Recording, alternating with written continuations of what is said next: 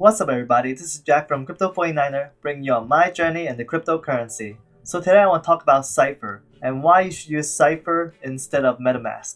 So what is Cipher first of all? Cipher, as they say on the website here, is the world's first full-feature mobile dApp browser and wallet for Ethereum blockchain. Cipher allows you to interact with dApp powered by Ethereum on your mobile device and makes it easy for you to securely store, send, and receive Ether and ERC20 tokens. Basically, it's just a Ethereum wallet, but the thing is because it has a dApp browser in there, it lets you use it the same way you use MetaMask. And for people not familiar with MetaMask, this is how MetaMask looks like. This is their website, and I'm pretty sure a lot of people are familiar with MetaMask, at least heard about it, because MetaMask was basically connected with CryptoKitties. It's like as soon as CryptoKitties was launched, the first thing they actually do is use a MetaMask account to get your Ethereum over to transfer to get some kitties using MetaMask. But the problem with MetaMask is that there's two things actually. First of all, there's this Medium article wrote by John Backus, and he develops the Bloom app. But the problem is he pointed out that if you have MetaMask installed on your browser, you are letting everybody, every single website that you go to, know that you have MetaMask installed, that you have Ethereum for hackers to potentially steal.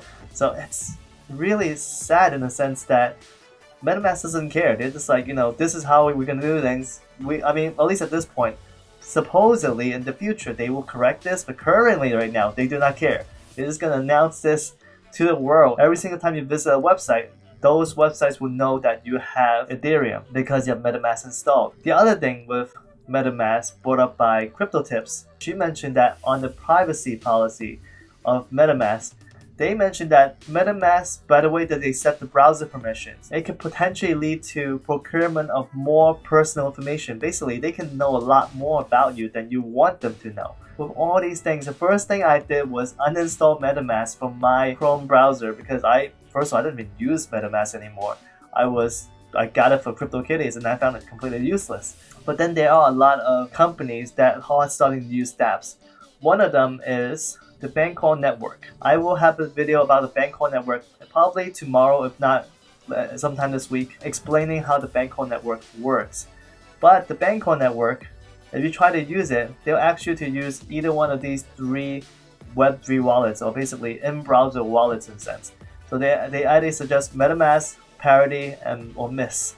Out of all three, I would probably think Miss is probably the safest. But then Miss is a full node wallet, so you have to download the whole entire blockchain for Ethereum in order to use it. I didn't really want to do that. So Parity, we know about the multiple issues with Parity over the last 6 months, where there was some bad coding.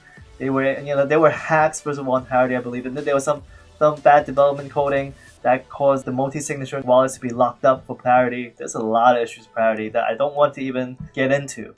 And obviously there's MetaMask, which I already talked about those issues already. Finding that none of these three wallets is a wallet I want to use, that's why I was looking for an alternative, and that's when I found the Cipher Browser. And I'm going to show you how it works. So as soon as you install the Cipher app on your iPhone or your Android phone, you'll see the option to create a new wallet or restore an existing wallet. Really just like Loaf wallet or the Adu wallet that I have installed in the past. So you can swipe across to learn a little bit more, which I did. Then they tell you to store Ether and ERC20 compliant tokens. So I'm like, okay, this is good. This is perfectly what I needed to if I want to use it with the Bancor network. And then they experience the next internet today on your mobile device. That's the main reason why I'm using the Cipher app. It is to get access to those dApps, and I don't want to use MetaMask to get access to those dApps. So then you say go create a new wallet. Once you do that, you have to agree to the terms of use. I read through it briefly. I didn't see those really crazy privacy policy terms of use that MetaMask have. I could be wrong, but from what I briefly glanced through, I didn't see that kind of setup in Cipher. Anyways, I agreed to the terms, and then they start generating a new wallet, and they'll ask you to pick an identity icon so that you know that's your wallet.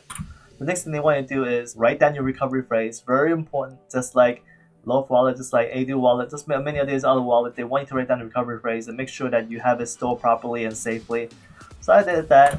And then, as with all the properly set up wallets, they want you to type in all 12, not 2, not 1, not 5, but all 12 of the recovery phrases and in the correct order so that you know you have all the recovery words written down correctly.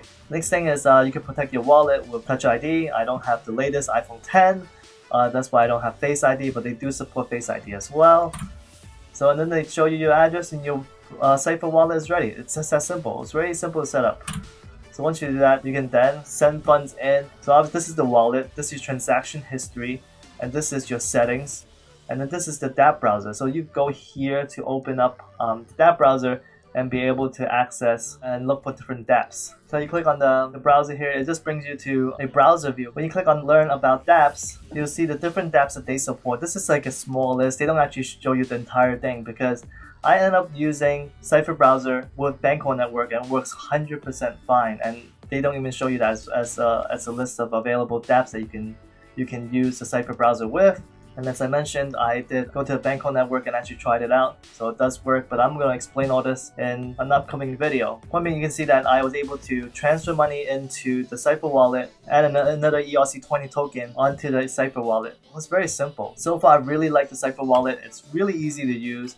And for people that, let's say you need a little bit more convincing in order to try something, but the Cipher browser on the iOS App Store anyway has a 5-star review basically. It is, I mean granted it is a relatively new app I'm sure, but so far 31 ratings, it's 5 stars overall and it's free and it works great I have to say. So if you guys have MetaMask installed right now, I really suggest you guys should uninstall it at the minimum unless you have it with, unless you have CryptoKitties or some other apps that you're already currently using. But in that case, at the minimum, disable it. But if you don't have it, if you don't have any CryptoKitties or any similar purchase that you made with your MetaMask wallet, I would say just get rid of it completely and just switch over to Cipher Browser. So much easier to use, and you're just restricting it to only the dApps that you want to use it with, rather than every single time you open your browser, you are basically letting everyone know you have Ethereum.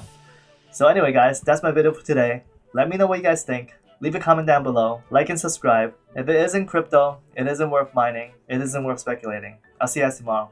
Peace out.